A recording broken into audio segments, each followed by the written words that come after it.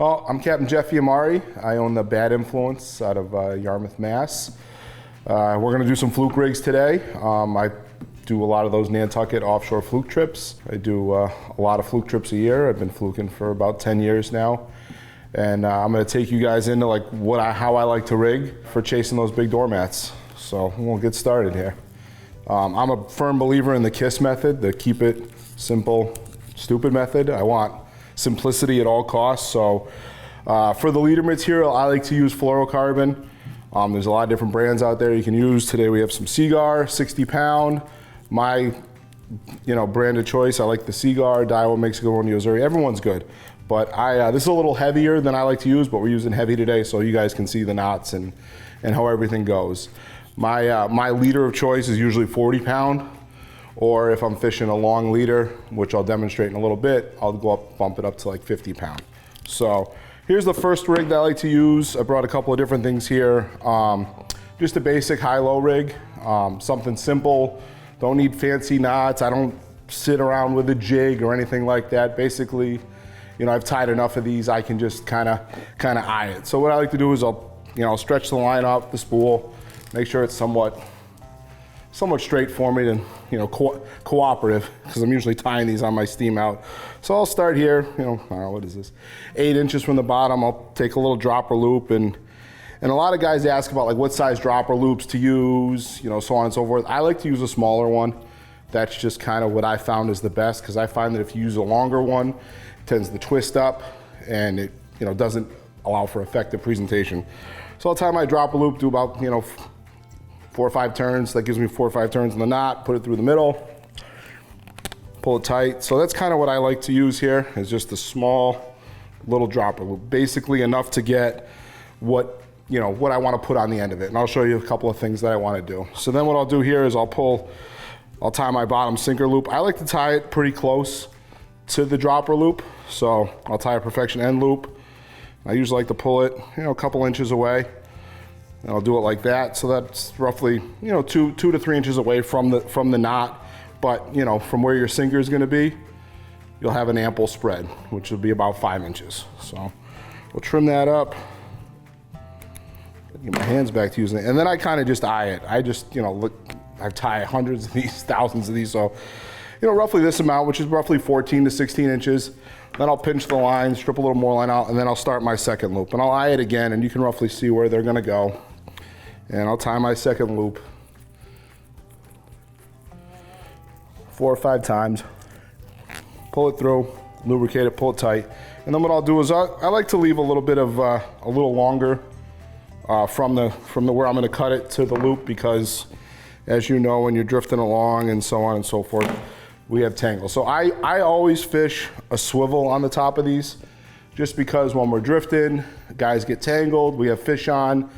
As a guy that plays captain, mate, everything on my boat, I need to make sure I can get people out of tangles quick, and it also prevents the rig from twisting up. So I'll tie just a barrel swivel. You can use any one you like, just happens to be. So I'll just tie it on there like that. And then when I'm fishing the high-low rig, there's 2 things I like to do. One of my favorite things to use is a backwater bait poison tail. Dom's one of the is pretty much the originator of this. That coming out, he modified a freshwater lure for a saltwater application. Silicone skirts, comes in a bunch of different colors. This is always a popular one, nuclear chicken. So just real simple. You don't have to cut the dropper loop to make it longer or anything like that. I just literally just put it on a basic dropper loop. Go like this, and don't need to twist it, do the over-unders. It's just one time. The biggest pain in the butt here is just making sure that the silicone doesn't get stuck in the loop, which it likes to from time to time. So we'll shoot that one through. Sits up just real simple on it, nothing crazy. As you can see, the bait sits off like that. So then, put 2 of them on, and you're ready to go. This is great because anybody that has, if you're just a basic person starting off and you need something real easy and effective, these are great. So what I like to do too is I'll put a 6-inch gulp on these. Sometimes you can mix and match the colors. A lot of guys will try to be like, oh, I'll put like the same color gulp on as this. I like to use a little contrasting stuff. So, and also too, patterns change every day. So find out what works for you. So I like fishing this rig. It's simple, very effective. A lot of guys try to put like a third hook on the bottom or a fluke ball or a bucktail. Once again, I'm a KISS method guy. I put a straight sinker on here. That's it. Some guys like to use a fluke ball with no hooks on it just because they think it's effective. That's fine. But if I see a guy putting a third hook on it, on my boat, they will, guys don't know what'll happen to them. I'll be taking it off or yelling at them. So this is a very effective rig. It's simple. You can fish up with a 20-ounce lead on here, no problem, which is great. So this is my go-to, high-low. You can fish this when there's no tide, heavy tide. It's great. And the reason I like fishing it so close to the bottom is because as we're drifting, as you guys know, we're drifting fast. So that bait, that low bait, is gonna hang right on the bottom. And then this one will be here, only a few inches off the bottom. So which makes it an effective presentation. So for the guys that say, I don't wanna put $12 worth of jigs down to the bottom, I have another fix that I like to use as well. So same type of situation. I'm gonna tie this one a little quicker so we can get through it so you guys can see it.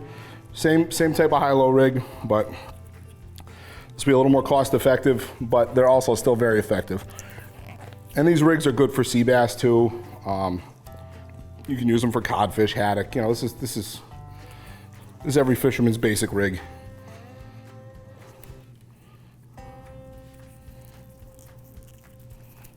So, hopefully I left myself enough room. I think I tied these a little small, but we'll try it. We'll clip it. So this is a modified, kind of the same concept with the head and the silicone and the undulation. So what I like to do is take a small little bulb squid. These are 3 inches. I got some 4 inches. You can use a 5-inch one. Nothing, doesn't need to be too crazy. So I'll take it, slide it on. Then what I like to do is take a Mylar skirt. I'll take the Mylar skirt and I'll put that on as well. And then, you know, make sure that slides all the way up in there. And I don't think I have enough room for a bead, but you can also try to put a bead under it if you're not. But you don't really have to because the Mylar will act as the stopper to prevent the squid from sliding down on the hook. So let's see if I can get this on here. There we go. So that's another effective way of rigging. As you can see, you got the squid tentacles and you got the Mylar. This hook's a little small. It's a 6-0. I like using 8-0s, any style octopus hook. I got a lot of guys that like using the bait holder hooks. My big thing is I want to make sure that the hook has a gap, because when you put a grub on and you put a strip bait on and you put a minnow on or some sand eels or something, you want to make sure you have enough of the barb exposed so we can get those fish on. Because at the end of the day, if you take a keeper fluke, which this year is going to be 16.5, but last year they were 17, and you open that mouth up, you know, you want to make sure that you have enough room to, you know, to get the hook in the mouth. So that's another way I like to go, and you can fish them on the high-low, so on and so forth. So those rigs are pretty effective. And then another one, which is like, you know, the old school tried and true, but, you know, like everything else in this world, we've modified it to, you know, to meet our needs, is the long leader. And there's a lot of popular things out there now. You'll see the fluke spoons and shell squid and bulb squid and so on and so forth. And it's a very effective presentation using the long leader. But the common thing that people don't do is they don't pay attention to the conditions. They try to fish a long leader when there's not a lot of tide. And the problem with that is if there's not a lot of tide, then you don't get the separation from the weight to the bait and it doesn't swim naturally. And also too, the big thing is when you do fish a long leader, you need to make sure that it enters the water the right way. Because a common problem that happens is with a heavy lead and a heavy bait, it goes up like this, and the next thing you know, it's spinning around your line. So you gotta make sure you enter it in the water in the correct way. And basically you just tie, you know, I just use a basic snell, nothing too crazy. You know, I usually do 6 or 7 turns. Wet it, pull it through, pull it through. Something basic, and then you can take the same Same situation that we put on this one here, and you can modify it to the long leader. So you can, you just got to make sure you're doing it the right way here, and you're not doing, it slides on the right way. So you can put the Mylar on.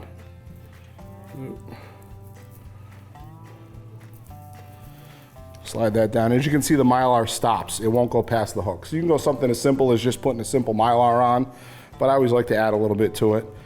Take the squid, slide the squid on, and this is where you can get creative with the size of the squid, the colors of the squid, and so on and so forth. So I can't even get in the hole. So can't get in the hole, but you guys understand the concept. So you could fish, this with a squid on top, straight Mylar.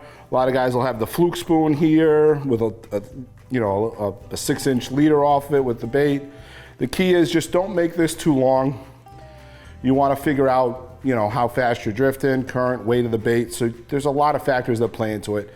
I always like doing this to a 3-way swivel just because of the spin aspect of it. And then that allows us to, to prevent tangles and so on and so forth. And then this is always good. Anytime over 2 knots, I tend to recommend customers to try this because as you know, conditions can change and you got to be ready. Another rig that I like to fish, which I didn't bring any of them because they're all on the boat, is a simple bucktail.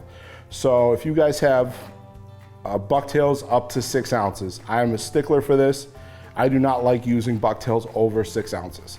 So you can take your modified rig like this, and then we have our teaser up here. And then I usually do 12 to 14 inches, very similar here. And then down here, we'll tie the bucktail on. I only like using up to 6 ounces. You can use a ball head, you can use the Spro style heads, anything that you like, but make sure that it's a fixed hook.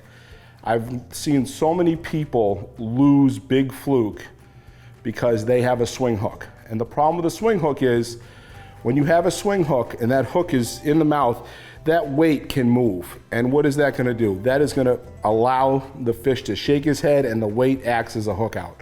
So I've seen people lose big fluke by not reeling the fish in correctly with a swing hook. So if you do feel the need to fish a swing hook, make sure you're not pumping and reeling, dropping the rod tip. Everything stays consistent. Just slow reeling, let the fish shake his head, but keep constant pressure. And then the reason I don't like using a big jig head is because I feel that the effectiveness of the bucktail loses after 6 ounces. Don't get me wrong, people are gonna say they've caught fish on big bucktails. I've had guys that have, caught fish on big bucktails in my boat, and then they like to rub it in my face, and I'll say, great for you. But what about the 11 to 12 fish you caught before that one? Where were they caught? They were caught in the teaser. So it was much more, so in essence, it was acting as a glorified sinker. So in that situation, if you got a fish over 6, 8 ounces on a bucktail, I recommend trying to go to the popcorn rig, the high-low with the poison tails on it, or any modification of a high-low rig that you like to fish, just because it creates a more effective presentation. And where I fluke is a special place, so you want to have the best chance possible to do that. So that's kind of what I like to do. Always use fluorocarbon though. I don't use mono. I'll put a little 6-foot mono top shot on for the guys, but it's all fluorocarbon, 40 to 50 pound on the leader. And just maintaining effectiveness. And then also too, don't be afraid to change your baits. Pay attention to what guys are using around you.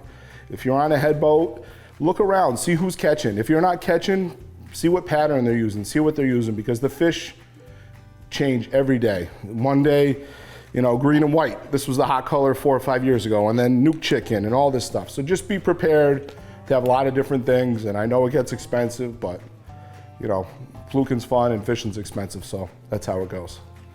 All right, thanks guys.